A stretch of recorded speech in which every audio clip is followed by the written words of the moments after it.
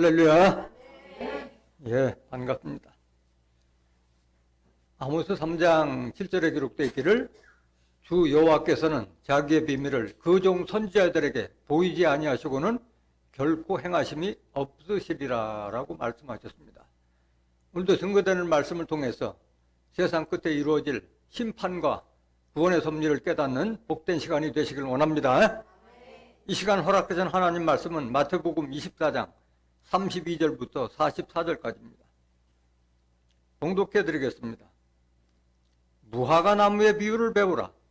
그 가지가 연하여지고 잎사귀를 내면 여름이 가까운 줄을 아나니 이와 같이 너희도 이 모든 일을 보거든 인자가 가까이 곧 문 앞에 이른 줄 알라. 내가 진실로 너에게 말하노니 이 세대가 지나가기 전에 이 일이 다 이루리라. 천지는 없어지겠으나 내 말은 없어지지 아니하리라. 그러나 그날과 그때는 아무도 모르나니 하늘의 천사들도 아들도 모르고 오직 아버지만 아시느니라. 노아의 때와 같이 인자의 맘도 그러하리라. 홍수 전에 노아가 방주에 들어가던 날까지 사람들이 먹고 마시고 장가들고 시집가고 있으면서 홍수가 나서 저희를 다 멸하기까지 깨닫지 못하였으니 인자의 맘도 이와 같으리라. 그때 두 사람이 밭에 있음에 하나는 데려감을 당하고 하나는 버려둠을 당할 것이요 두 여자가 매를 갈고 있음에 하나는 데려감을 당하고 하나는 버려둠을 당할 것이니라. 그러므로 깨어있으라. 어느 날에 너희 주가 임할는지 너희가 알지 못함이니라. 너희도 아는 바니 만일 집주인이 도적이 어느 경점에 올 줄 알았다면 깨어있어 그 집을 뚫지 못하게 하였으리라. 그러므로 너희도 예배하고 있으라. 생각지 않은 때에 인자가 오리라. 마태복음 24장 32절부터 44절까지 봉독해 드렸습니다. 봉독해 드린 말씀을 통해서 말세의 징조와 인자의 때라는 제목으로 말씀을 증가하도록 하겠습니다. 말세의 징조와 인자의 때. 마태복음 24장은 본문 전체가 마태복음 24장 3절에 예수님의 제자들이 세상 끝에는 어떤 징조가 있사오리까 하고 예수님께 여쭤봤을 때 예수님께서 하신 말씀이 마태복음 24장 전장 말씀인 거예요. 내용이 너무 방대하기 때문에 오늘까지 세 번으로 나누어서 증거를 드렸습니다. 이미 두 번은 증거 드렸고 오늘 나머지 부분을 증거 드리려고 합니다.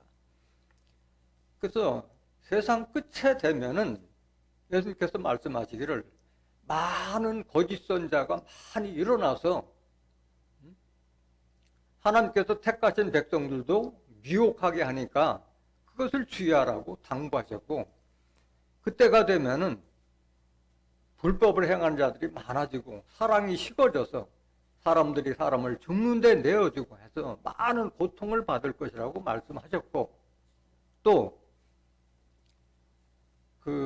내가 하나님이라고 하는 내가 그리스도라 하는 것도 정말 가증스러운 일인데 가증스럽다는 것은 분수에 넘친 행동을 함으로써 아주 얄밉고 괘씸한 것을 가증스럽다고 하는 거예요. 내가 그리스도 하는 것도 가증스러운데 내가 하나님이라고 하는 자들이 거룩한 곳에 성전에 선 것을 보면 유대에 있는 자들은 산으로 도망가라고 그러는데 그것도 다 비유라고 말씀하셨어요. 산은 어디를 말하느냐? 하나님의 임하신 하나님의 말씀이 나오는 시온산과 진리의 성읍 예루살렘으로 피하라고 한 줄 믿습니다. 또 그때가 되면은 그 인자의 징조가 하늘에서 보이겠고 땅에 있는 자들은 통곡하나 천사들이 하늘에 속한 자만 추수할 것이라고 말씀드린 바가 있습니다.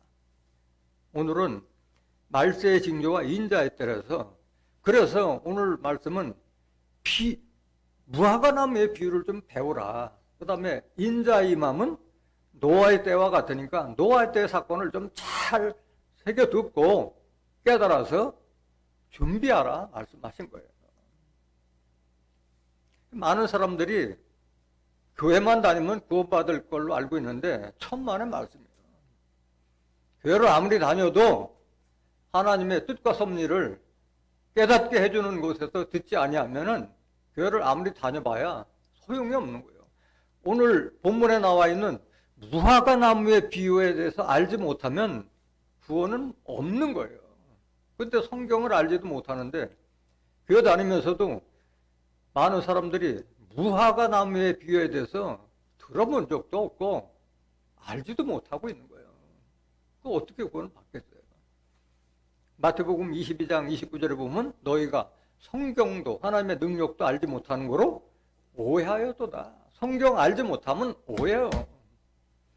여러분들이 교회 오는 거는 뭐 목사하고 눈도장 찍고 하나님의 눈도장 찍는 그것이 아니라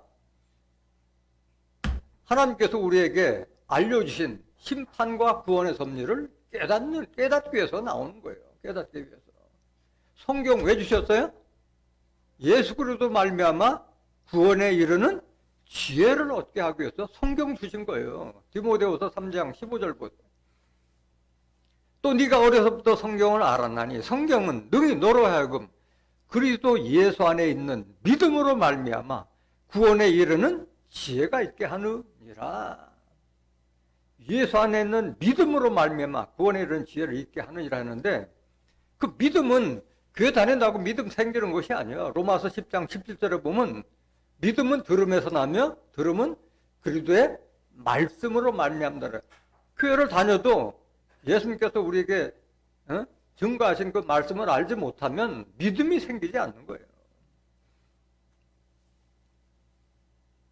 오늘 본문 말씀 보시겠습니다. 마태복음 24장 32절. 무화과 나무의 비유를 배우라. 그 가지가 연하여지고 잎사귀를 내면 여름이 가까운 줄을 아나니 이와 같이 너희도 이 모든 일을 보거든 인자가 가까이 곧 문 앞에 이른 줄 알라. 말이 돼야 안 돼요? 말이 돼야 안 돼요? 말이 안 되잖아요. 무화과 나무는 매년 꽃이 피는데 매년 그러면 예수가 계속 오시는 거예요? 아니잖아요. 비유예요? 실상이에요? 비유인데 이 비유를 좀 깨달아라. 이게 깨달아라. 무화과 나무는 매년 꽃이 피고 열매를 맺는데 무화과 나무가 잎사귀를 내면 여름이 가까운 줄 아나니 이 일을 보거든 인자가 가까이 있고 문 앞에 이런 줄 알라. 말이 안 되는 거예요. 그렇다면 무화과 나무는 뭐를 상징하고 있다는 것을 깨달아야 할 줄 믿습니다. 무화과 나무를 또 나무로만 인식하면 안 돼요. 무화과 나무의 비유가 뭔지 좀 하나씩 알아보도록 하겠습니다. 마태복음 13장 34절 보세요. 예수께서 이 모든 것을 우리에게 비유로 말씀하시고 비유가 아니면 아무것도 말씀하지 아니하셨으니 예수님께서는 모든 걸 다 비유로 말씀하셨어요. 무화과 나무도 비유로 말씀하신 거예요. 비유로. 좀 무화과 나무의 비유에 대해서 좀 깨달아라. 무화과 나무를 알기 전에 나무는 뭐를 상징하는 걸 좀 알아야 돼요. 성경에 나오는 나무는 다 사람을 상징하고 있어요. 사사기 9장 10절 보세요. 나무들이 또 무화과 나무에게 이르되 너는 와서 우리의 왕이 되라 하매 말이 돼야 안 돼요? 나무가 무슨 나무에게 말을 하고 또 나무가 무슨 우리의 왕이 될 수가 있겠냐 이게. 왕이 될 수 있는 건 사람이라는 거예요. 사람. 11절 보세요. 무화과 나무가 그들에게 이르되 나의 단건 나의 아름다운 실과를 내가 어찌 버리고 가서 나무들 위에 요동하리요 한지라. 말이 안 되는 거예요. 나무가 어떻게 말을 하고 나무가 어떻게 옮겨요 왕이 되게. 비유로 상징하고 있다는 거예요. 그럼 나무는 뭘 상징하느냐? 하나님의 백성들을 나무로 상징하고 있어요. 에레미야 5장 13절 보세요. 선지자들은 바람이라 말씀이 그들의 속에 있지 아니한즉 그같이 그들이 당하리라 하느니라. 14절. 그러므로 만군의 하나님 여호와가 이같이 말하노라. 그들이 이 말을 하였은즉 볼지어다 내가 네 입에 있는 나의 말로 불이 되게 하고 이 백성으로 뭐가 되게 하려니? 하나님의 백성들이 나무가 되는 거예요. 나무가. 그 불이 그들을 사르리라. 그 하나님의 말씀과 섭리를 깨닫지 못한 자들은 다 불쏘시개가 되는 거예요. 하나님 백성들도 다 심판받는 거예요. 알지 못했을 때 심판받는 거예요. 이사야서 5장 7절 보세요. 대저 만군의 여호와의 포도원은 이스라엘 족속이요 그의 기뻐하시는 나무는 유다 사람이라. 포도원은 포도밭이 아니라 이스라엘 족속을 포도원으로 비했고 그의 기뻐하는 나무는 유다 사람이다. 사람을 상징하고 있는 거예요. 요한복음 15장 1절에도 예수님은 나는 포도나무요 내 아버지는 농부라. 호세아서 14장 8절에 하나님은 푸른 잣나무로 비했고 사람을 나무로 비한 거예요. 나무로. 마태복음 7장 16절 한번 보세요. 그의 열매로 그들을 알지니 가시나무에서 포도를 또는 엉겅퀴에서 무화과를 따겠느냐? 이와 같이 좋은 나무마다 아름다운 열매를 맺고 못된 나무가 나쁜 열매를 맺나니 좋은 나무가 나쁜 열매를 맺을 수 없고 못된 나무가 아름다운 열매를 맺을 수 없느니라. 아름다운 열매를 맺지 아니하는 나무마다 찍혀 불에 던지우느니라. 이러므로 그의 열매로 그들을 알리라. 나무예요? 사람이요? 사람을 말하고 있는 거예요. 사람. 어떤 열매를 맺냐에 따라서 그 사람이 평가되는 거예요. 평가되는 거예요. 그래서 일단은 성경에 나오는 나무는 사람을 상징하고 있다는 것을 먼저 깨달아야 할 줄 믿습니다. 그럼 도대체 무화과 나무는 뭐냐? 무화과. 말 속에 의미가 다 숨겨져 있어요. 무화과라는 것은 꽃이 없이 피는, 꽃이 없이 맺는 과일을 말하는 거예요. 무화과는 꽃이 안 피는데도 과일이 되잖아요. 근데 무화과를 쪼개보면 그 속에 십자가같이 된 꽃이 펴 있어요. 안에 속에. 속으로 꽃 피는 거예요. 속으로. 포도나무는 겉으로 피고 알이 많은데 무화과는 속으로 꽃이 피는 거예요. 이게 속성이 아름다운 것을 무화과 나무로 비유하고 있는 거예요. 일단은 그 의미를 좀 알아보겠습니다. 무화과 나무가 어떤 속성을 가졌느냐? 창세기 3장 7절 보세요. 이에 그들의 눈이 밝아 자기들의 몸이 벗은 줄을 알고 무화과 나무 잎을 엮어 치마를 하였더라. 그 아담의 아내 하와가 뱀의 꾀임을 받아서 선악을 알게 하는 남의 실과를 따먹고 눈이 밝아서 자기들이 몸이 벗은 것을 알고 무화과 나무 잎을 엮어 치마를 하였더라 되는데, 아니 무화과 나무는 여러분들이 다 보셨듯이 잎이 갈라졌잖아요. 이렇게 갈라졌잖아. 수치를 가르려면은 갈라지지 않은 뽕나무 잎이라든가 또는 오동나무 잎은 무화과 나무보다 더 크잖아요. 그런 게 많은데 왜 하필 무화과 나무에 잎을 엮고 치마를 하였더라. 무화과 나무의 잎은 수치를 가려주는 나무라는 상징성이 있다는 거예요. 수치를 가리는데 무화과 나무가 필요한 거예요. 왕하 20장 7절 보세요.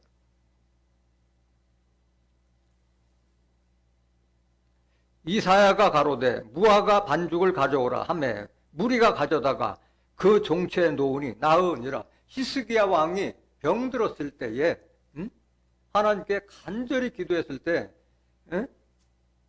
그에게 15년을 더 살게 해줬고 일용표를 물라게 했다는데, 그때 이사야가 무화과 반죽을 가져서 히스기야 그 종체에다 종기난 상처에 바르니까 낫다 그랬어요. 이 무화과 나무의 열매는 상처를 낫게 해주는 그런 것을 상징하고 있다는 거예요. 아픈 것을 치료해주는 그것을 또 상징하고 있는 거예요. 요한복음 1장 45절 한번 보세요.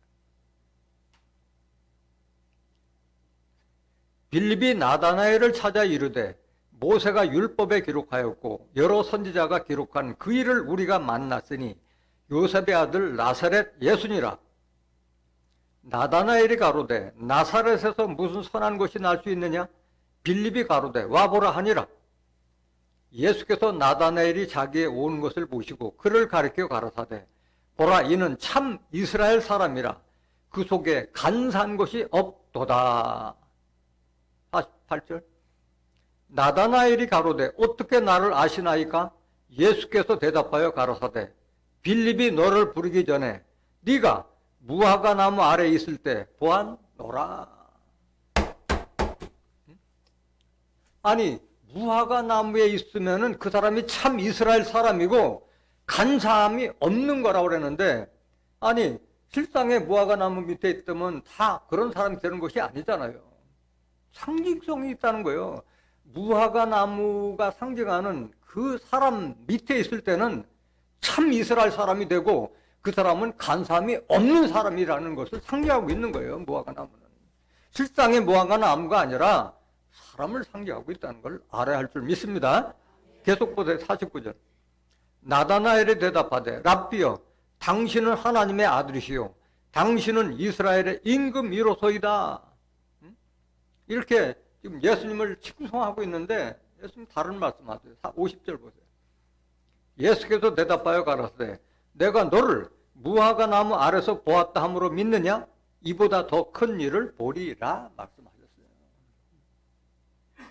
그래서 무화과 나무, 예수님께서 말하신 무화과 나무의 실상을 알고 그 무화과 나무는 사람을 상징한다고 그랬어요. 예수님께서 상징한 그 무화과 나무 아래에 있을 때는 참 하나님 믿는 족속이고 그 다음에 간사함이 없는 사람이 될 수 있는 것을 상징하고 있다는 거예요. 그래서 무화과는 속으로 꽃이 피는 그런 아름다운 속성을 가진 사람을 상징하고 있던 것을 알아야 할 줄 믿습니다. 누가복음 13장 6절 한번 보세요.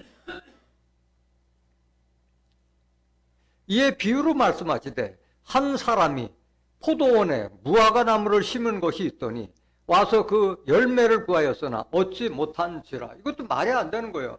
포도원에다가 무화과 나무 심는 그런 어리석인 농부가 어디 있어요. 무화과 나무에는, 포도원에는 포도만 수확하기도 바쁜데 무화과 나무, 다른 나무가 그늘 져서 안 되잖아요. 왜 포도원에 무화과 나무를 심었냐? 포도원은 이스라엘 족속이라고 했잖아요. 이스라엘 족속 안에 무화과 나무를 심었다는 게 사람을 심은 거예요. 사람을 말하는 거예요. 7절 보세요. 과원지기에 이르되 내가 3년을 와서 이 무화과 나무에 실과를 구하되 얻지 못하니 찍어버리라. 어찌 땅만 버리느냐? 당연하지. 열매 없는 나무는 계속 키울 필요가 없잖아요. 대답하여 가로되 주인이여 금년에도 그대로 두소서. 내가 두릅하고 거름을 줄이니 이후에 만일 실과가 열면 이원이와 그렇지 아니면 찍어버리소 하였다 하시니라. 그래서 중요한 것은 나무는 뭘 맺어야 돼? 열매가 있어야 돼. 열매가. 근데 왜 이 말씀을 하셨느냐? 예수님께서 왜 이 말씀을 하셨느냐? 시기와 때를 알아야 돼요. 예수님은 답답하신 거예요. 예수님은 곧 십자가를 지실 운명이라는 걸 본인이 알고 계셨잖아요. 그런데 예수님을 대신해서 하나님의 백성들을 인도할 인재를 찾고 있었는데 그거를 간접적으로 이렇게 무화과 나무를 비유를 들어서 그 답답한 심정을 말씀하고 있는 것을 깨달아야 할 줄 믿습니다. 한 말씀 더 보시겠습니다. 마태복음 21장 18절 보세요. 이른 아침에 성으로 들어오실 때 시장하신지라. 이때는 언제냐? 곧 일주일이면 십자가를 지셔야 될 일주일 전, 예수님 십자가 전 약 일주일 전에 예루살렘 성전으로 들어오셨을 때 말하고 있는 거예요. 마태복음 21장은 때가 그때요. 19절. 길가에서 한 무화과 나무를 보시고 그리로 가사 잎사귀밖에 아무것도 얻지 못하시고 나무에게 이르시되 이제부터 영원토록 내게 열매가 맺지 못하리라 하시니 무화과 나무가 곧 마른지라. 또 말도 안 되잖아요. 무화과의 때도 아닌데 열매가 없는 걸 보시고 영원토록 열매 맺지 못하리라고 저주하니까 무화과 나무가 말라버렸어요. 말라버렸어요. 계속 보세요. 20절. 제자들이 보고 이상히 여겨 가로되 무화과 나무가 어찌하여 곧 말랐나이까? 예수께서 대답하여 가라사대 내가 진실로 너에게 이르노니 만일 너희가 믿음이 있고 의심치 아니하면 이 무화과 나무에게 된 이런 일만 할 뿐 아니라 이 산더러 들려 바다에 던지라 하여도 될 것이요 말씀하셨어요. 예수님께서는 말씀하신 대로 이루어지는 거예요. 저주하면 저주를 받는 거예요. 중요한 것은 무화과 때도 아닌데 무화과 나무에 열매가 질 때도 아닌데도 열매가 없다 해서 저주를 해버리는 거예요. 그래서 그만큼 예수님은 그 답답한 심정을 지금 간접적으로 무화과 나무의 비유를 들어서 지금 그 심정을 토로해 주는 게 제자들에게 알려주시는 거예요. 도대체 무화과 나무는 뭘 상징하고 있느냐? 무화과 나무는 예수님의 사명을 이어받아서 하나님의 뜻과 섭리를 이룰 종말의 선지자를 상징하고 있다는 것을 깨달아야 할 줄 믿습니다. 그 말씀 먼저 보시겠습니다. 스가랴서 3장 9절 보세요. 만군의 여호와가 말하노라 내가 너 여호수 앞에 세운 돌을 보라 한 돌에 7눈이 있느니라 내가 새길 것을 새기며 이 땅의 죄악을 하루에 제하리라. 한 돌에 7눈에 대해서는 여러 번 설명드렸기 때문에 자세한 설명은 생략하도록 하겠습니다. 한 돌은 시온에 세운 한 돌을 말하는 거예요. 예수님은 사도행전 4장 11절에 건축자들이 버린 머릿돌이라고 했고 베드로전서 2장 4절 5절에 보면 예수는 산돌을 해서 산돌, 살아있는 돌이라 또는 반석으로 뵀는데 여기 한 돌은 시온에 세운 한 돌이에요. 이사야서 28장 16절 한번 보세요. 그러므로 주 여호와께서 가라사대 보라 내가 한 돌을 시온에 두어 기초를 삼았노니 곧 시험한 돌이요 귀하고 견고한 기초돌이라 그것을 믿는 자는 급절하게 되지 아니하리로다. 시온에 세운 한 돌을 말하는 거야. 그를 믿으면 급절하게 돼. 급잘 맞아 죽지 않는다 이게. 돌은 돌이에요 사람이에요? 사람을 상징하는 거예요. 사명자를 상징하고 있는 거예요. 사명자. 스가랴서 3장 9절 다시 보세요.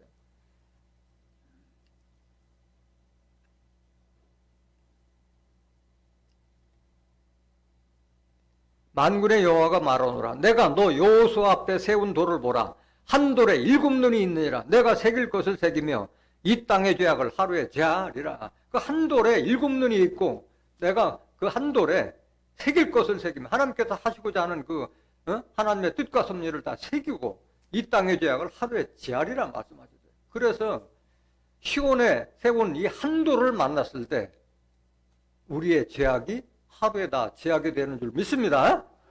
한 돌에 7눈이라는데 돌에 무슨 눈이 달려있어요. 돌에. 이것도 다 비유잖아요. 스가랴서 4장 10절 보세요. 작은 일의 날이라고 멸시하는 자가 누구냐? 이 7은 온 세상에 두루 행하는 여호와의 눈이라. 다림줄이 스룹바벨의 손에 있음을 보고 기뻐하리라. 이 7은 순금등대에 있는 7등잔을 7이라고 한 거예요. 이는 온 세상에 두루 행하는 여호와의 눈이라. 이게 눈. 하나님의 눈이 7이라. 이게 7. 눈은 뭘 상징하고 있어요? 선지자를 상징하잖아요. 이사야서 29장 10절에 보면 눈은 선지자라고 했죠. 선지자.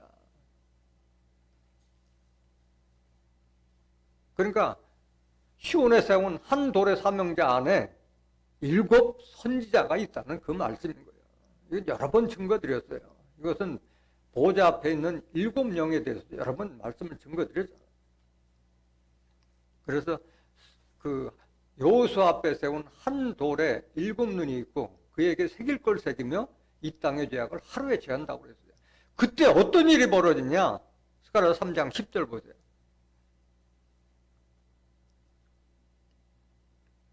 만군의 여호와가 말하노라 그날에 너희가 각각 포도나무와 무화과 나무 아래서 서로 초대하리라 하셨느니라.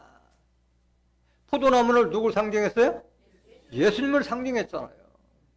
무화과 나무는 예수님의 사명을 이어받아서 하나님의 뜻과 섭리를 이루는 사명자를 말하는 거예요. 포도나무와 무화과 나무 아래서 서로 초대하리라고 했어요. 예수님은 영으로 계시잖아요. 영으로 계신 분이 하나님의 섭리를 이룰 수는 없잖아요. 살아있는 사람이 하는 거잖아요. 그것을 무화과나무로 비유했다는 거예요. 무화과나무.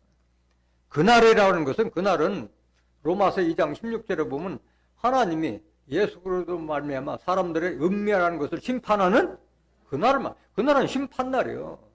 스바냐서 1장 15절. 그날은 흑암의 날이요. 환란의 날이라고 말씀하셨고, 이사야서 27장 1절에 보면 그날은 바다에 있는 용 리오야단을 벌하는 날이라고 했죠. 심판의 날을 말하고 있는 거예요. 한 구절 더 보시겠습니다. 미가서 4장 1절 보세요. 말일에 이르러는 언제? 말일 세상 끝에 이르러는 여호와의 전의 산이 산들의 꼭대기에 굳게 서며 작은 산들 위에 뛰어나고 민족들이 이리로 몰려갈 것이라. 하나님의 계신 그 성전에 사는 모든 사는 종교단체라고 말씀드렸어요. 모든 종교단체 위에 굳게 선다. 높이 섰다는 것은, 산 꼭대기에 섰다는 것은 실상의 높낮이를 말하는 것이 아니라 그곳에서 나오는 말씀의 차원이 높다는 것을 말하고 있는 거예요. 깨달은 자들은 다 그리로 몰려갈 것이다. 이렇게 하나님이 계신 산으로 몰려갈 것이다. 왜 몰려가느냐? 2절.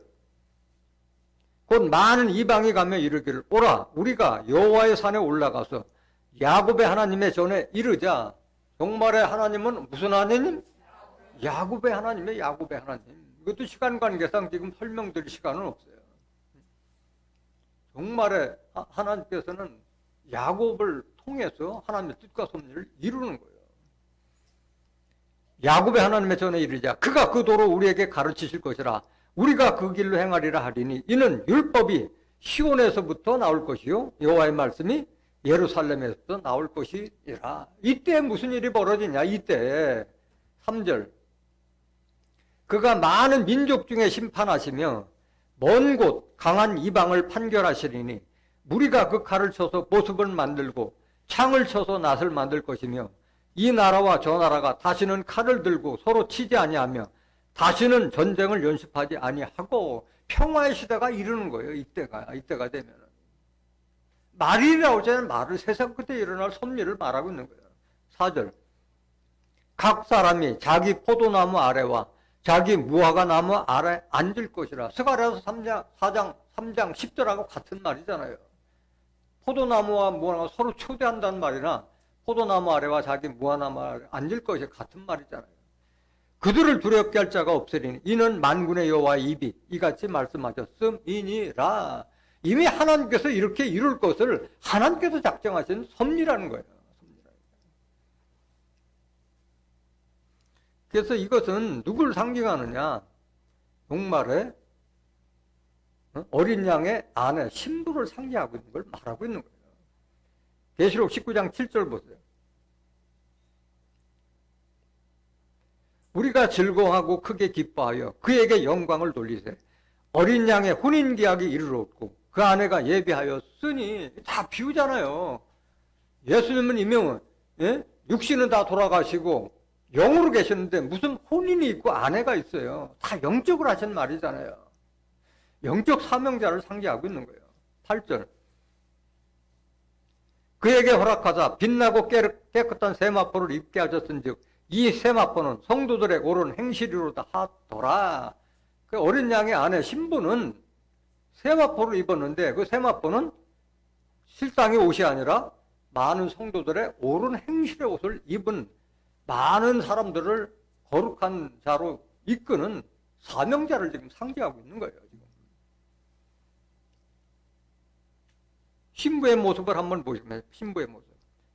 계시록 21장 9절 한번 보세요. 7 대접을 가지고 마지막 7 재앙을 담은 7 천사 중 하나가 나와서 내게 말하여 가로되 이리 오라. 내가 신부 곧 어린 양의 아내를 내게 보이리라 하고. 어린 양의 아내 신부를 보여준다고 하면 뭘 보여줬느냐? 10절. 성령으로 나를 데리고 크고 높은 산으로 올라가 하나님께로부터 하늘에서 내려오는 거룩한 성 예루살렘을 보이니. 신부는 누굴 상징하고 있어요? 하늘로부터 하나님께서 내려오는 거룩한 성 새 예루살렘을 신부 어린 양의 아내로 비유하고 있다는 것을 깨닫기를 원합니다. 그러니까 종말에는 이 무화과 나무를 비유한 이 종말에 어린 양 안에 신부를 깨닫지 못하면 구원의 섭리가 없는 거예요. 그러니까 교회를 다닌다 하더라도 이 무화과 나무에 비유돼서 알지 못하면은 심판과 섭리를 다 알려줬음에도 무슨 뜻인지도 알지 못하는 거예요. 마태복음 24장 34절 보세요. 내가 진실로 너에게 말하노니 이 세대가 지나가기 전에 이 일이 다 이루리라. 여기서 말하는 세대는 뭐 30년 세대 아니면 100년 이 세대를 말하는 것이 아니라 새하늘과 새 땅이 이루어지는 그 세대를 말하는 거야. 한 세대는 가고 한 세대는 오되 땅은 영원하리라 말씀하셨어요. 전도서 1장 4절 보세요.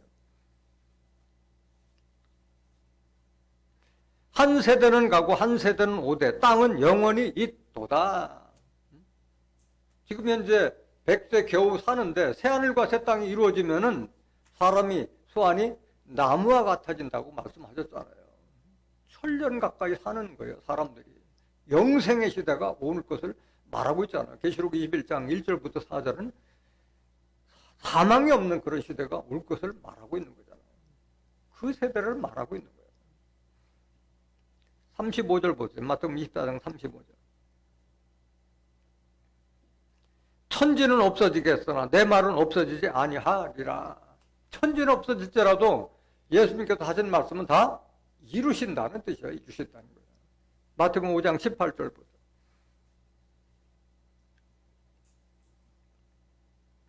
진실로 너에게 이르노니 천지가 없어지기 전에는 율법의 1.1핵이라도 반드시 없어지지 아니하고 다 이루리라. 예수님께서 하신 말씀은 성경대로 이루어지기 때문에 여러분들이 교회 나오는 것은 성경을 깨달아서 종말에 이룰 심판과 구원의 섭리를 성경에 어떻게 기록되는지 그걸 깨달아서 거기에 합당한 자격을 갖추기 위해서 나오는 거예요.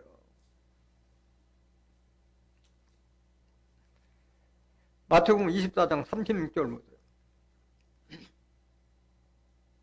그래서 무화과 나무의 비유를 말씀하시고 나서 또 말씀하셨어요. 그러나 그날과 그때는 아무도 모르나니 하늘의 천사들도 아들도 모르고 오직 아버지만 아시느니라. 37절. 노아의 때와 같이 인자의 맘도 그러하리라. 이렇게 기록되어 있는데 이걸 보고 많은 사람들이 오해를 하는 거예요. 그날과 그때는 아무도 모른다. 그렇기 때문에 아무도 모른다. 이렇게 하는데 37절에 보면은 노아의 때와 같이 인자의 맘도 그러하리라. 여기 안에 비밀이 숨겨져 있는 거예요.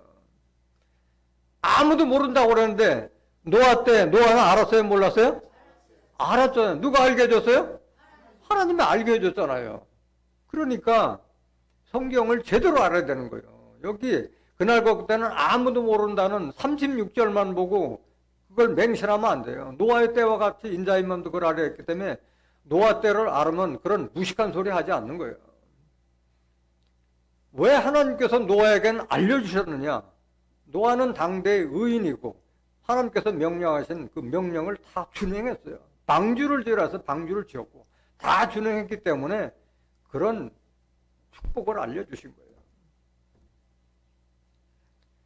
창세기 7장 1절 보세요.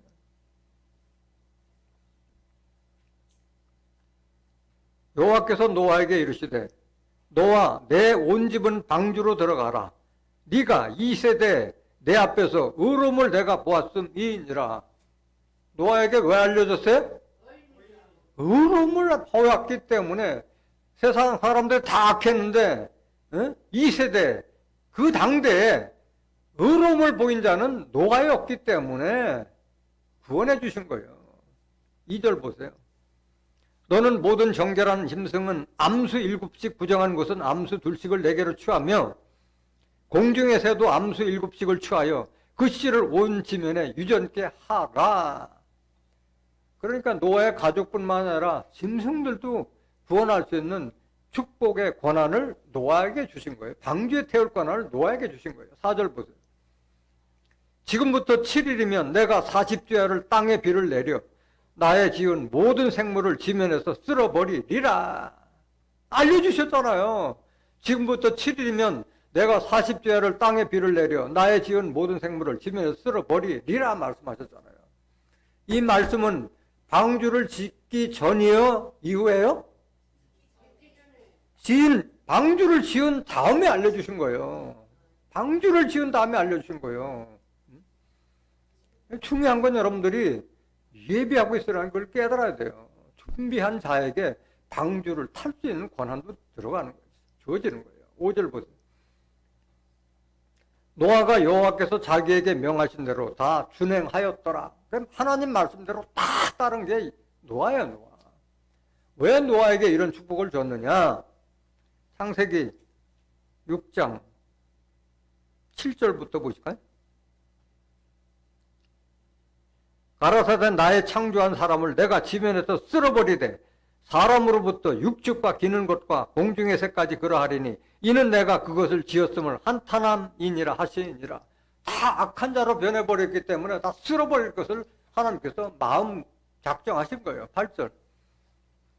그러나 노아는 여호와께 은혜를 입었더라. 은혜를 입었어요. 하나님의 은혜를. 왜 입었느냐? 9절. 노아의 사적은 이러하니라. 노아는 의인이요 당세의 완전한 자라. 그가 하나님과 동행하였으며 이렇기 때문에 노아와 노아의 가족들에게 구원의 은총을 베푸신 거예요.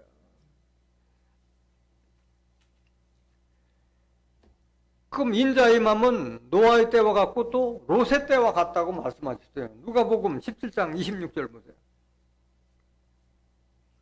노아의 때에 된 것과 같이 인자의 때에도 그러하리라. 노아가 방주에 들어가던 날까지 사람들이 먹고 마시고 장가들고 시집가더니 홍수가 나서 저희를 다 멸하였으며 또 롯의 때와 같으리니 사람들이 먹고 마시고 사고 팔고 심고 집을 짓더니 롯이 소돔에서 나가던 날에 하늘로서 불과 유황이 비오듯 하여 저희를 멸하였느니라. 인자에 나타나는 날에도 이러하니라. 31절. 그날에 만일 사람이 지붕에 있고 그 세간이 집안에 있으면 그것을 가지러 내려오지 말 것이요 밭에 있는 자도 이와 같이 뒤로 돌이키지 말 것이니라. 롯의 처를 생각하라. 그러니까 심판의 날을 알려줘도 롯의 처 마냥 천사들이 성 밖으로 다 이끌어냈는데 강권에서 이끌어냈는데도 그 세간살이 구하러 들어갔다가 소금기둥이 됐다는 심판받았다는 것, 소금기둥, 뒤돌아보는 것, 소금기둥이 되었다 하는 것은 심판받았다는 것을 비유로 하는 말인 거예요. 롯의 처를 생각하라 이게야. 또 롯의 처뿐만이 아니라 그 사위들에게도 다 알려줬어요? 안 알려줬어요? 알려줬는데 뭘로 여겼어? 농담으로. 하나님 말씀을 농담으로 여긴 들은 다 심판받는 거예요. 앞으로 계시록의 심판과 환란이 있을 것이라고 성경에도 말씀드리고 이 말씀을 증거했는데도 그걸 농담으로 받아들인 자들은 다 구원받지 못하고 심판받을 수밖에 없는 거예요.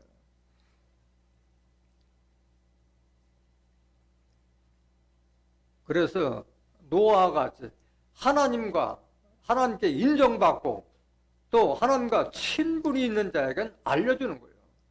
이 소돔 고모라 심판이 있을 것을 누구에게 알려줬어요? 아브라함에게 알려줬잖아요. 창세기 18장 17절 보세요.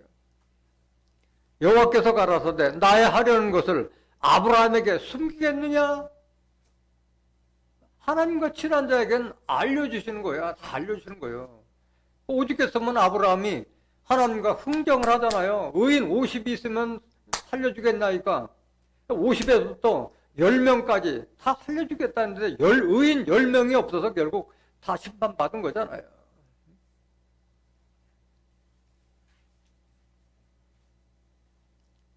베드로후서 2장 5절 보세요. 옛 세상을 용서치 아니하시고 오직 의를 전파하는 노아와 그 7 식구를 보존하시고 경건치 아니한 자들의 세상에 홍수를 내리셨으며. 그래서 인자의 맘은 노아의 때와 같다 그러는데 노아 때에 다수의 구원이에요? 소수의 구원이에요? 겨우 몇 명? 8명밖에 구원 못 받았어요. 소수의 구원이요. 종말의 삼류도 마찬가지예요. 다수의 구원이 아닌 거예요. 그러니까 그 사람이 많다 적다 전혀 중요한 게 아니야. 내가 들어가느냐 못 들어가느냐가 중요한 것이지 남 신경 쓸 때가 아닌 거예요. 소수의 구원이에요. 소수의 구원. 겨우 7명, 겨우 8명이라 겨우 8명. 또 롯의 심판 때도 마찬가지잖아요. 롯과 두 딸만 구원받고 남이 다 심판 받았잖아요. 소수의 구원이에요. 소수의 구원. 6절 보세요. 소돔과 고모라 성을 멸망하기로 정하여 죄가 되게 하사 후세에 경건치 아니할 자들에게 본을 삼으셨으며, 경건치 아니할 자들에게 본보기로 보여준 게 노아 때와 롯의 심판을 말하고 있는 거예요. 그러니까 우리는 어떤 자가 되라는 거예요? 경건한 자가 되라는 게 경건한 자. 세속에 물들지 않고 하나님의 뜻과 섭리를 깨달아서 그걸 지키는 자가 되라는 걸 지금 베드로가 다시 강조하고 있는 말씀이에요. 7절 보세요. 무법한 자의 음란한 행실을 인하여 고통하는 의로운 롯을 건지셨으니, 노아뿐만 아니라 롯도 의로운 자였어요. 8절. 이 의인이 저희 중에 과연 날마다 저 불법한 행실을 보고 들으므로 그 의로운 심령을 상하리라. 오죽했으면 그들이 얼마나 악했으면은 천사들을 우리와 상관하라고 내놓으라고 그랬잖아요. 동성애가 횡행해서 남자를 가까이 하지 않은 두 딸을 내줄 테니까 마음대로 하고 그 천사로 손대지 말라고 하는데 네가 무슨 상관이 있냐. 그를 이끌어내라 말이야. 우리가 상관하리라. 그 정도로 악한 자들이었어요. 소돔과 고모라 성에 있는 자들이 그렇게 악한 자들이었기 때문에 심판받은 거예요. 9절 보세요. 주께서 경건한 자는 시험에서 건지시고 불의한 자는 형벌 아래 두어 심판날까지 지키시며. 그래서 노아와 롯의 때와 같다는 것은 우리가 노아와 롯같이 경건하고 의로운 자가 되라는 것을 다시 강조하고 있는 말씀인 거예요. 경건한 자는 시험에서 건지실 것을 약속하고 있잖아요. 마태복음 24장 38절 보세요. 마태복음 24장 38절. 홍수전에 노아가 방주에 들어가던 날까지 사람들이 먹고 마시고 장들고 시집가고 있으면서 홍수가 나서 저희를 다 멸하기까지 깨닫지 못하였으니 인자의 맘도 이와 같으리라. 그때 두 사람이 밭에 있으며 하나는 데려감을 당하고 하나는 버려둠을 당할 것이요, 두 여자가 매를 갈고 있으며 하나는 데려감을 당하고 하나는 버려둠을 당할 것이니라. 누구는 데려가고 누구는 버려지는 거예요? 경건하고 의로운 자는 구원받고, 불의하고 악을 행하고 하나님의 뜻과 섭리를 알지 못하는 자들은 결국은 버려둠을 당할 것이라는 말씀인 거예요. 42절. 그러므로 깨어있으라. 어느 날에 너희 주가 임할는지 너희가 알지 못함이니라. 너희도 아는 바니 만일 집주인이 도적이 어느 경점에 올 줄을 알았다면 깨어있어 그 집을 뚫지 못하게 하였으리라. 새겨들어야 돼요.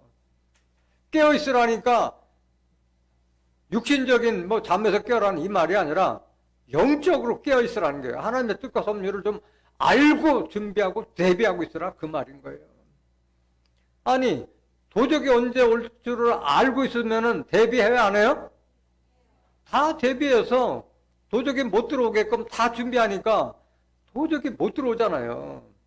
도적이 도적질을 하려고 하는데 사람들이 다 깨어있어서 다 문도 지키고 있고 창문에도 지키고 있고 다 지키고 있는데 어떻게 들어올 수가 있겠어요?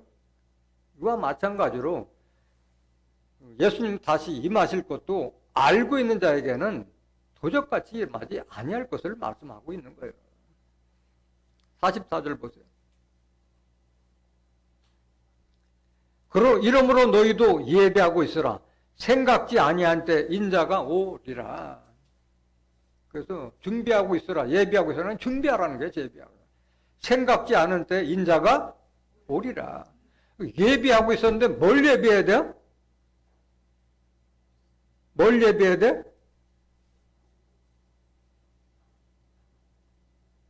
그걸 알아야지. 이게 준비하면, 그러니까 깨어있는 자에게는 주의 날이 도적같이 이르지 못한다고 그러는데, 하나님의 뜻과 섭리, 심판과 구원의 섭리가 어떻게 이루어지는지 그걸 알고 좀 대비하고 있으라는 그 말이잖아요, 원뜻은. 데살로니가전서 5장 1절 보세요. 깨어있으라는 말을 정확히 알아야 돼요. 깨어있으라는 말에 대해서. 형제들아, 때와 시기에 관하여 너에게 쓸 것이 없음은 주의 날이 밤에 도적같이 이룰 줄을 너희 자신이 자세히 알미라. 오늘날 전 세계 기독교인들이 다 주의 날이 도적같이 이룰 줄을 알고 믿고 있기 때문에 그날과 그때를 알려줄 필요 없다. 다 그렇게 알고 있으니까 말하고 있는 거예요. 3절. 저희가 평안하다 안전하다 할 그때에 잉태된 여자에게 해산 고통의 이름과 같이 멸망이 후련히 저에게 이르리니 결단코 피하지 못하리라. 그래서 데살로니가 전서 5장 2절까지는 알고 3절을 알지 못해서 멸망길로 이른다는 것을 알지 못하는 거예요. 주의 날이 도적같이 임할 자들에게는 평안하다 안전하다. 지금 뭐 태평하다 태평해. 잉태된 여자에게 해산 고통의 이름과 같이 뭐가 호련히 임해요? 멸망이 호련히 임할 것을 믿고 있다는 거예요. 믿고 있다. 얼마나 어리석은 자예요. 얼마나 성경에 무식한 자냐고. 결단코 피하지 못하리란 말씀하셨잖아요. 4절 보세요. 형제들아 너희는 어둠에 있지 아니하며 그날이 도적같이 너에게 임하지 못하리니. 앞에 있는 형제들하고 뒤에 있는 형제들하고는 같아요? 달라요? 다른 자들이요. 어둠에 있지 아니한 자들이에요. 이들은. 그러면 앞에 있는 자들은 어디에 있다는 자들이에요? 어둠에 있다는 자들이에요. 어둠에 있다는 것은 하나님의 뜻과 섭리를 알지 못하는 무지한 상태에 있다. 다른 말로 말하면 사단과 마귀의 권세 아래 있다는 그 말씀인 거예요. 5절 보세요. 너희는 다 빛의 아들이요 낮의 아들이라. 우리가 밤이나 어둠에 속하지 아니하나니. 그러니까 어둠에 있지 않은 자들은 다 빛의 아들이고 낮의 아들이야. 그 빛은 뭐냐? 뭐가 빛의 아들이라냐? 요한일서 1장 5절에 하나님은 빛이시라. 그에게는 어둠이 조금도 없으시니라. 하나님 알면 하나님의 뜻과 섭리도 다 아는 거잖아요. 어둠이 없는 거예요. 무지의 상태에서 벗어나는 걸 말하는 거예요.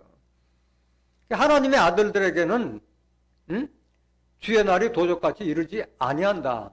그러면 어둠에 있는 자들은 누구의 아들이요? 하나님을 대적하는 마귀 사단 아래 권세 있는 자들이 어둠의 아들이잖아요. 어둠의 아들. 6절 더 보세요. 6절. 그러면 우리는 다른 이들과 같이 자지 말고 오직 깨어 근신할지라. 영적 잠을 말하는 게 육신적인 잠을 말하는 거야? 영적으로 자지 말고 좀 말씀을 깨어서 준비하고 있어라 그 말이야. 7절. 자는 자들은 밤에 자고 취하는 자들은 밤에 취하되 우리는 낮에 속하였으니 근신하여 믿음과 사랑의 흉배를 붙이고 구원의 소망에 투구를 쓰자. 하나님의 말씀으로 좀 전신갑주하고 기다리라는 그 말씀인 거예요. 그럼 어떤 자들에게 주의 날이 도적같이 오느냐? 살았다 하는 이름을 가졌으나 죽은 자와 같은 자. 또 그리스도로 옷 입지 않은 자들에게 도적같이 올 것을 말씀하고 있는 거예요. 계시록 3장 1절 보세요. 사대 교회의 사자에게 편지하기를 하나님의 7 영과 7 별을 가진 이가 가라사대 내가 네 행위를 아노니 네가 살았다 하는 이름은 가졌으나 죽은 자로다. 이름은 살았는데 죽은 자와 같은 자. 요한일서 5장 12절에 보면 이 하나님의 아들이 내 안에 없으면 생명이 없느니라 말씀하셨어요. 내 안에 영으로 계신 그리스도의 말씀이 없는 자면 생명이 없는 죽은 자나 마찬가지예요. 교회는 다녀도 하나님의 영, 그리스도의 영이 없는 자는 그리스도의 사람이 아니라고 그랬어요. 로마서 8장 9절에. 죽은 자나 똑같은 거예요. 이런 자가 죽은 자예요. 교회만 덜렁거리고 다니지 하나님의 말씀이 내 마음속에, 내 생각 속에 없는 자들은 죽은 자나 마찬가지인 거예요. 2절 보세요. 너는 일깨워 그 남은 바 죽게 된 것을 굳게 하라. 내 하나님 앞에 내 행위에 온전한 것을 찾지 못하여 노니. 하나님을 믿는다고 하는데 행실에서 하나님도 하나님의 하나님을 믿는 자다운 행실을 보지 못한 거예요. 그리스도의 향기나 그리스도의 편지가 되지 못한 자들을 말하고 있는 거예요. 행위에 온전한 것을 찾지 못하였노니 3절. 그러므로 네가 어떻게 받았으며 어떻게 들었는지 생각하고 지키어 회개하라. 만일 일깨지 아니하면 내가 도적같이 이르리니 어느 시에 내게 임하는지 네가 알지 못하리라. 이런 자에게 도적같이 임하신다는 거예요. 죽은 자와 같은 자들에게. 돌이키라. 좀 회개하라. 좀 회개하라. 말씀을 들었으면 행실을 좀 옳게 하라 말씀이에요. 신의 성품을 가지고 하나님의 아들다운 빛의 열매가 되라. 착하고 의롭고 진실한 빛의 열매가 되라 말씀하신 거예요. 에베소서 5장 8절 9절에 기록된 말씀과 같이. 그렇게 빛의 열매가 되지 못한 자, 죽은 자에게 도적같이 말 걸 말하는 거예요. 계시록 16장 15절 보세요. 보라 내가 도적같이 오리니 누구든지 깨어 자기 옷을 지켜 벌거벗고 다니지 아니하며 자기의 부끄러움을 보이지 아니하는 자가 복이 있도다. 그러니까 옷을 지켜 벌거벗고 다니지 않은 자에게 부끄러움을 보지 않는 자가 복이 있단 말이에요. 여기에 옷은 육신의 옷을 말하는 것이 아니라 그리스도의 옷, 말씀의 옷을 말하는 거예요. 하나님의 말씀으로 전신갑주라는 말씀인 거예요. 이런 자에게, 그리스도의 말씀으로 옷 입지 못한 자에게 뭐같이 온다? 도적같이 온다. 도적같이 온다. 그렇기 때문에 흰옷을 사서 입으라고 말씀하셨고 그리스도로 옷 입으라고 했고 하나님의 말씀으로 전신갑주하라고 말씀하신 거예요. 계시록 3장 18절 보세요. 내가 너를 권하노니 내게서 불로 연단한 금을 사서 부여하게 하고 흰옷을 사서 입어 벌거벗은 수치를 보이지 않게 하고 안약을 사서 눈에 발라 보게 하라 말씀하셨어요. 불로 연단한 금도 말씀을 상징하고 있는 것도 흰옷도 말씀을 상징하고 있는 것도 안약도 말씀을 상징하고 있는 거예요. 말씀을 저도 여러분 영안이 좀 떠 있는 거잖아요. 무화과 나무의 비율을 실상으로 알게 해주는 이게 안약이에요. 이게 안약이에요. 이게 흰옷을 사서 입은 흰옷 입은 자들은 계시록 3장 4절에 보면 주와 함께 동행하는 자는 흰옷을 입었다고 그랬고 이기는 자에게는 흰옷을 입히게 한다고 말씀하셨잖아요.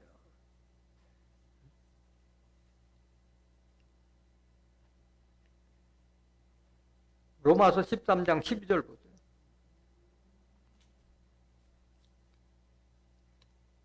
밤이 깊고 낮이 가까웠으니 그러므로 우리가 어둠의 일을 벗고 빛의 갑옷을 입자. 어둠 속에서 벗어났기 때문에 낮이 가까웠기 때문에 어둠의 일을 벗고 좀 빛의 갑옷 하나님의 말씀으로 전신갑주하라. 에베소서 6장 10절부터 17절에 기록된 말씀과 같이 하나님의 말씀으로 전신갑주하라 말씀하신 거예요. 13절 낮에와 같이 단정히 행하고 방탕과 술 취하지 말며 음란과 호색하지 말며 쟁투와 시기하지 말고 오직 주 예수 그리스도로 옷 입고 정욕을 위하여 육신의 일을 도모하지 말라. 그리스도로 옷 입으라는 거예요. 그리스도 옷 입으면 뭐가 되는 거야? 그리스도가 되는 거잖아요. 그리스도 옷 입으면 그리스도가 되는 거잖아요. 그래서 우리는 그리스도까지 자라라고 말씀하셨잖아요. 에베소서 4장 13절에서 15절까지 말씀에 그리스도까지 자라는 것이 하나님의 뜻이고 예수님의 뜻인 거예요.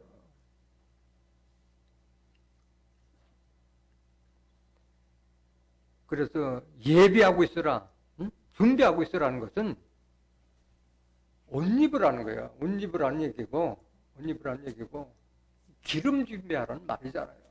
그러니까 오늘 마태복음 24장 이후에 마태복음 25장에 바로 천국은 신랑을 맞으러 나간 열처녀와 같다는 그 비유의 말씀이 25장에 설명하고 있잖아요. 그때도 지혜로운 자 5, 지혜로운 자가 다섯 있는데 다섯은 슬기로운 자가 다섯이고 미련한 자가 다섯인데 결국은 뭐 때문에 못 들어갔어요? 기름 준비가 안 돼서 못 들어갔잖아요. 기름은 뭘 상징하고 있어요? 하나님의 말씀, 성령을 상징하고 있잖아요. 기름 준비. 그러니까 예비하고 있으라, 준비하고 있으라는 건 뭘 준비하라는 거예요? 하나님의 말씀으로 전신갑자라는 말씀인 거예요. 요한일서 2장 20절 보세요.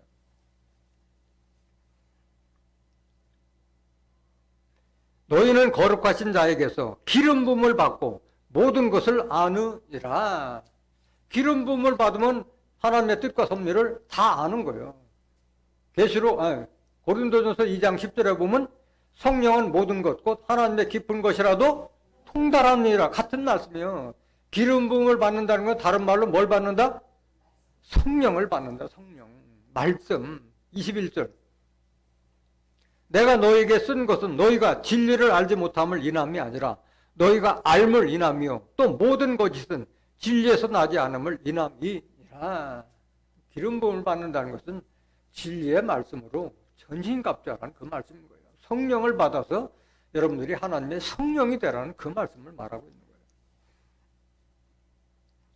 또 옷 입으라고 하는 것은 흰옷을 사봐서 입으라 했으면 마태복음 22장 1절에서 14절에 보면은 천국은 또 아들을 위하여 혼인잔치를 베푼 임금과 같다고 말씀하셨잖아요. 그 임금이 많은 손님들을 초청한 사람들을 얼굴을 보기 위해서 갔을 때 예복이 있지 않은 자에게 뭐라고 그래요? 너는 어떻게 친구야 어찌하여 예복을 입지 아니하였느냐고 했을 때 그가 유구무원이라 입이 있어도 할 말이 없잖아요. 이 자를 어두운 데 쫓겨나서 쫓겨내버리라. 어두운 데 쫓겨나서 슬피 울며 이를 갈미 있다고 말씀하셨잖아요. 그러니까 우리가 심판날이 언제 오느냐 그거 기다리는 것보다 더 중요한 것은 뭘 준비해야 돼요? 그리도록 옷 입은 것이 중요한 거고 성령의 기름으로 온전한 성전되는 것이 우선인 거예요. 미련한 자가 그 날이 언제냐 날짜 계산하고 지 멋대로 성경 해석해가지고 사람들을 많이 미혹하고 있는데 보다 중요한 것은 기름 준비하고 옷 입는 게 더 중요하다는 것을 깨닫기를 원합니다. 그것이 지혜로운 자예요. 지혜로운 자. 마태복음 24장 45절 한번 보세요. 충성되고 지혜 있는 종이 되어 주인에게 그 집 사람들을 맡아 때를 따라 양식을 나눠줄 자가 누구뇨? 누가 해야 돼? 이 일을? 이것도 비유잖아요. 집주인과 종을 위해서 하나님과 우리 관계를 지금 설명하고 있는 거예요. 주인이 올 때 그 종이 이렇게 하는 것을 보면 그 종이 복이 있으리로다. 내가 진실로 너에게 이르노니 주인이 그 모든 소유를 저에게 맡기리라. 이런 종이 되어야 된다는 거예요. 하나님. 이건 뭐라냐? 양식을 나눠주다. 우리가 양식하면은 먹는 양식을 말하는 것이 아니잖아요. 아모스 8장 11절 보세요. 하나님을 대신해서 영으로 계신 예수님을 대신해서 집에 있는 종들에게 양식을 나눠줄 자는 양식 받은 자가 양식 줄 거 아니냐 이거야. 주 여호와께서 가라사대 보라 날이 이를지라 내가 기근을 땅에 보내리니 양식이 없어 주림이 아니며 물이 없어 가람이 아니오 여호와의 말씀을 듣지 못한 기갈이라. 하나님의 말씀을 양식으로 비한 거예요. 양식으로. 이 말씀을 줄 자는 양식 받은 자가 말씀 줘야 될 거 아니냐 이거야. 요한복음 4장 31절 보세요. 그 사이에 제자들이 청하여 가로되 랍비여 잡수소서. 가라사대 내게는 너희가 알지 못하는 먹을 양식이 있느니라. 제자들이 서로 말하되 누가 잡수실 걸 갖다 드렸는가 하매 예수께서 이르시되 나의 양식은 나를 보내신 이의 뜻을 행하며 그의 일을 온전히 이루는 이것이니라. 하나님의 양식은 하나님께서 예수님을 보내신 뜻을 행하며 그의 일을 온전히 이루는 것이 바로 하나님의 양식을 말하는 거예요. 이 양식은 썩을 양식을 위하지 말고 영생하는 양식을 위하여 하라. 이 양식은 인자가 너에게 주니니 인자는 하나님의 인친자라고 말씀하죠. 그 인 맞은 자가 이 양식을 줄 수 있는 거예요. 요한복음 6장 27절 보세요. 썩는 양식을 위하여 일하지 말고 영생하도록 있는 양식을 위하여 하라. 이 양식은 인자가 너에게 주리니 인자는 아버지 하나님의 인치신 자니라. 우리가 먹고 뒤로 빠지는 그런 양식을 말하는 게 아니라 영생하도록 있는 양식을 위하여서 하라. 이 양식은 인자가 너에게 주리니 인자는 아버지 하나님의 인치신 자라. 하나님부터 인정받은 자가 이 양식을 줄 수 있는데 예수님은 지금 우리에게 이 양식을 줄 수 있어요? 없어요? 없잖아요. 지금 영으로 계시기 때문에 줄 수가 없잖아요.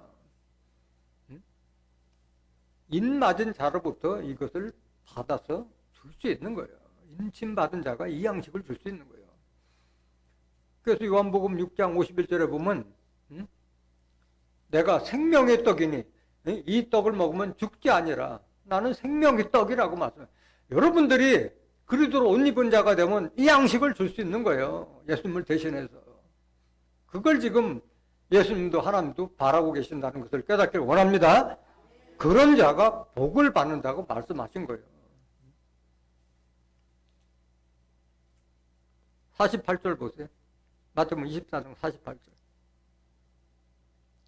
만일 그 악한 종이 마음에 생각하기를 주인이 더디 오리라 하여 동무들을 때리며 술 친구들로 더불어 먹고 마시게 되면 똑같잖아요. 노아와 롯의 때와 같이 먹고 마시고 사고 팔고 집 짓고 시집가고 장가가고 하나님의 주인이 언제 올지도 모르니까 태평한 거예요. 50절. 생각지 않은 날 알지 못하는 시간에 그 종의 주인이 이르러. 그러니까 노아의 때와 롯의 때와 같이 주의 날이 도적같이 임함과 같이 임하는 거예요. 이런데 생각지 않은 날 알지 못한 시간에 주인이 도착한다는 거예요. 주인은 하나님을 상징하는 거잖아요. 51절. 어미 때리고 외식하는 자에 받는 율에 처하리니 거기서 슬피 울며 이를 갈미 있으리라 말씀하신 거예요. 그래서 이 말씀을 하시고 다시 마태복음 25장에 세 종을 비유해서 또 말씀하신 거예요. 달란트를 맡기고 외국에 갔을 때 어떤 자에게는 5달란트, 어떤 자에게는 2달란트, 어떤 자 1달란트. 5달란트, 2달란트는 다 남겨서 주인께서 드려서 다 축복을 받았는데 1달란트 숨겨진 자는 어두운 데 쫓겨나서 슬피 울며 이를 갈미 있으라고 다시 말씀하신 거예요. 그래서 지혜로운 종이 돼서 준비하고 예비 있으라는 말을 이렇게 끝을 맺는 거예요. 오늘 마태복음 24장에 나오는 인자의 임하심은 어느 때고 어떤 일이 있으리라고 묻는 예수님의 그 답변에 대한 깨달음을 얻는 여러분들은 모두가 그리스도로 옷 입고 온전한 성전이 되고 또 많은 자들에게 영생할 수 있는 양식을 줄 수 있는 생명의 떡이 되어서 하나님의 나라에 넉넉히 임하는 존귀한 하나님의 자녀들이 되시기를 예수 그리스도의 이름으로 간절히 축원합니다. 말씀 마치겠습니다.